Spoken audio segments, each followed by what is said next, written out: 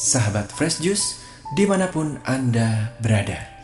Sesaat lagi kita akan mendengarkan Fresh Juice Senin 29 November 2021 bersama Romo Yohanes Kukuh Cahyo Wicaksono CM dari Roma, Italia. Selamat mendengarkan.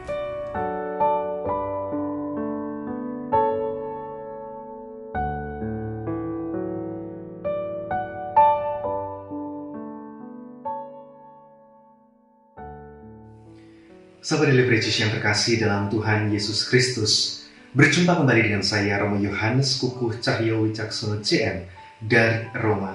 Hari ini kita akan meneguh jus segar kita yang diinspirasi oleh Injil Matius bab 8 ayat 5 sampai dengan ayat 11. Pada waktu itu Yesus masuk ke kota Kapernaum. Maka datanglah seorang perwira mendapatkan dia dan memohon kepadanya, "Tuan, hambaku terbaring di rumah karena sakit lumpuh dan ia sangat menderita." Yesus berkata kepadanya, "Aku akan datang menyembuhkannya." Tetapi jawab perwira itu kepadanya, "Tuan, aku tidak layak menerima Tuan di dalam rumahku. Katakan saja sepatah kata, maka hambaku itu akan sembuh. Sebab aku sendiri seorang bawahan, dan di bawahku ada pula prajurit. Jika aku berkata kepada salah seorang prajurit itu pergi, maka ia pergi. Dan kepada seorang lain lagi datang, maka ia datang.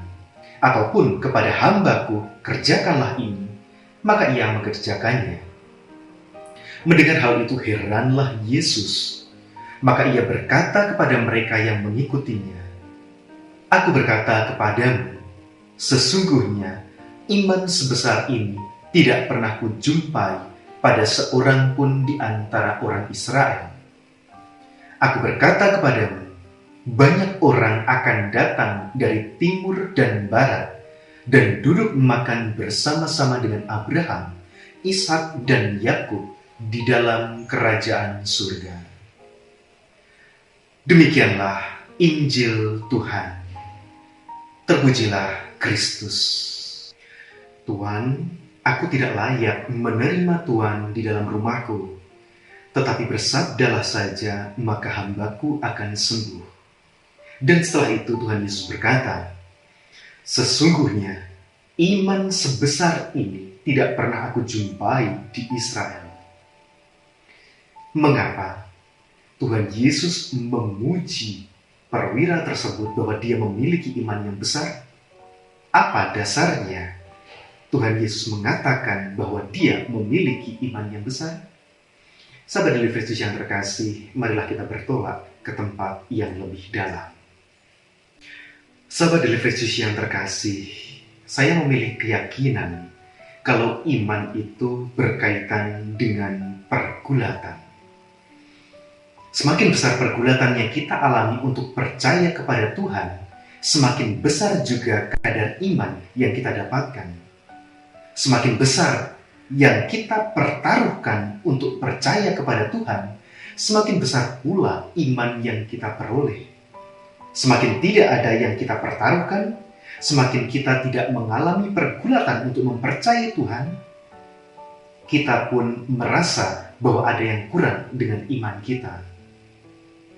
Tentu pergulatan ini tidak hanya menyangkut hal-hal yang besar, tetapi juga menyangkut hal-hal yang kecil. Seperti misalnya pergulatan untuk senantiasa memilih kebaikan dan menjalankan perintah Tuhan, atau untuk senantiasa menuruti kecenderungan buruk manusiawi kita dalam hidup ini. Kendati pun demikian, iman itu bukanlah hal yang statis. Iman bukan kondisi tertentu, melainkan sebuah perjuangan, sebuah pergulatan seumur hidup. Perjuangan untuk senantiasa memilih percaya kepada Tuhan dalam setiap langkah kehidupan kita. Jika iman adalah hal yang demikian, lantas apa sebenarnya yang terjadi pada perwira Romawi tersebut. Ibu bapak saudara-saudara yang terkasih, kita tahu bahwa perwira Romawi itu adalah orang asing di tanah Yahudi kala itu.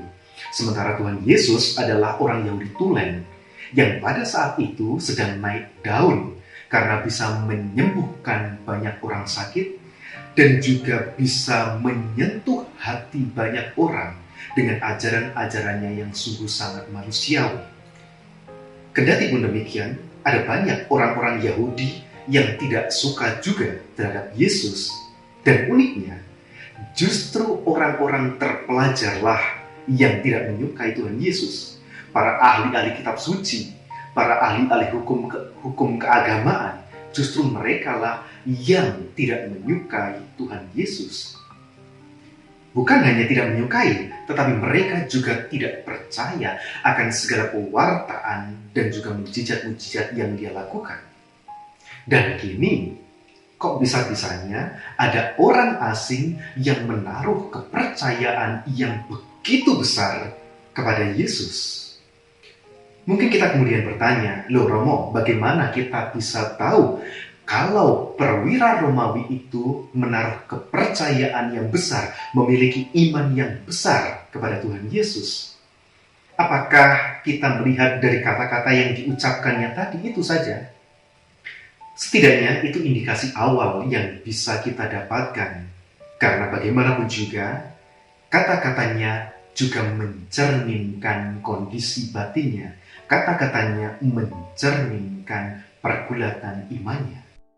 Tetapi pertanyaannya, bagian mana dari kata-kata itu? Tentu bukan bagian pada Tuhan, aku tidak layak, Tuhan datang. Tetapi pada bagian bersabdalah saja, maka hambaku akan sembuh. Bagaimana mungkin dia bisa percaya kepada Tuhan Yesus yang bisa menyembuhkan hambanya hanya dengan melalui kata-katanya? Dia percaya bahwa Tuhan Yesus bisa menyembuhkan bahkan tanpa mendatangi bawahannya, tanpa menjenguk, tanpa mendiagnosis apa keluhannya, tanpa juga memberikan resep dan obat. Tetapi perwira itu percaya bahwa melalui sabdanya saja Tuhan Yesus pasti bisa menyembuhkan bawahannya. Namun, sahabat Fresh Juice yang terkasih, pergulatan yang dialami oleh perwira Romawi ini letaknya ada di sini. Yakni, iya, kalau Tuhan Yesus bisa menyembuhkan hambanya. Kalau tidak, jika pada waktu itu Tuhan Yesus tidak bisa menyembuhkan bawahannya, tentu dia akan sangat malu karena mungkin juga akan dicemooh oleh buzzer pembenci Tuhan Yesus. Apalagi dia adalah seorang perwira, seorang komandan yang memiliki status sosial yang cukup tinggi, sekurang-kurangnya di dalam pasukannya. Tetapi, sahabat Kristus yang terkasih, jika Tuhan Yesus bisa menyembuhkan bawahannya, dia akan mendapatkan iman yang luar biasa besar. Dan disinilah letak pertaruhannya. Dia mau percaya kepada Tuhan Yesus atau tidak, tetapi dia memilih percaya bahwa Tuhan Yesus bisa menyembuhkan bawahannya, bahkan hanya melalui kata-katanya saja. Apakah kita juga merasakan getaran dilema yang sama, getaran dilema iman yang sama ketika kita membaca teks kitab suci yang baru saja kita dengarkan? Bagi Anda yang saat ini sedang mengalami kesusahan, apakah Anda juga mengalami getaran batin yang sama ketika Anda harus mengucapkan kata-kata, Tuhan, aku tidak layak, Tuhan datang kepada saya, tetapi bersabdalah saja, maka saya akan sembuh.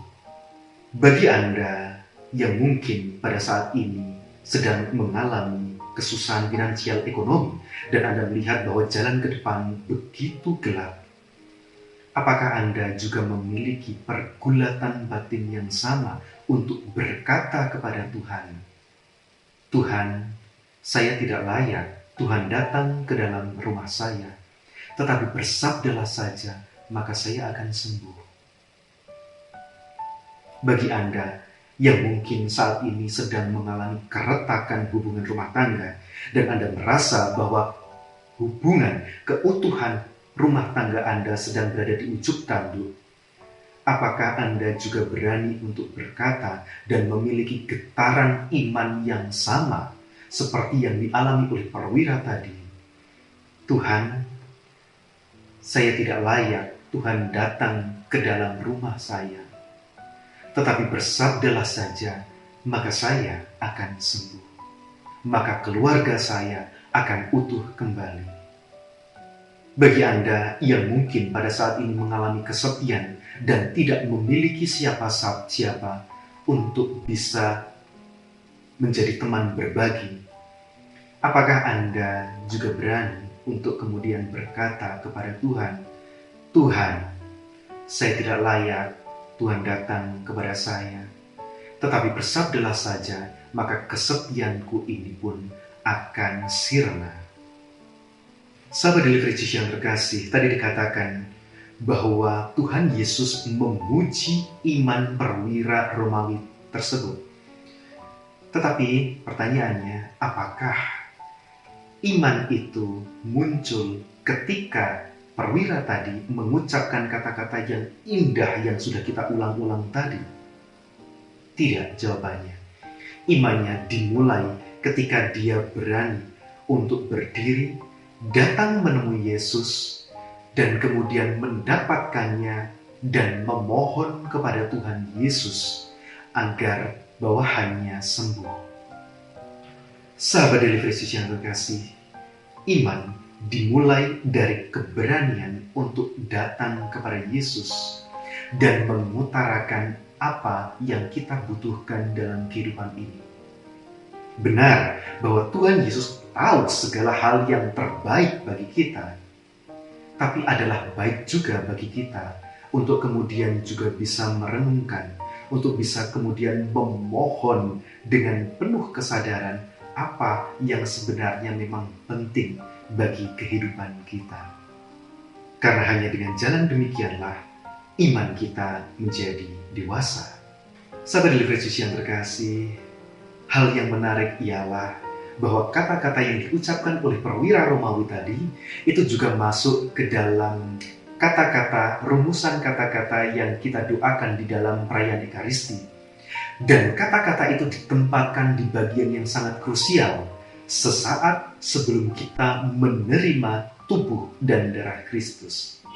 Dan yang menarik ialah kata-kata ini muncul bukan dari orang dalam di antara murid-murid Yesus, melainkan dari orang asing. Dengan demikian, iman yang mendalam itu bukan hanya privilege orang dalam, orang yang ditahbiskan, orang yang hidup di dalam biara, atau siapapun itu yang kemudian mendedikasikan hidupnya bagi Tuhan Yesus secara khusus. Bukan. Tetapi iman yang mendalam itu juga milik kita semua. Kita semua memiliki kans yang sama untuk dapat memiliki iman yang mendalam. Siapapun kita. Berkat Tuhan menyertai kita semua. Amin.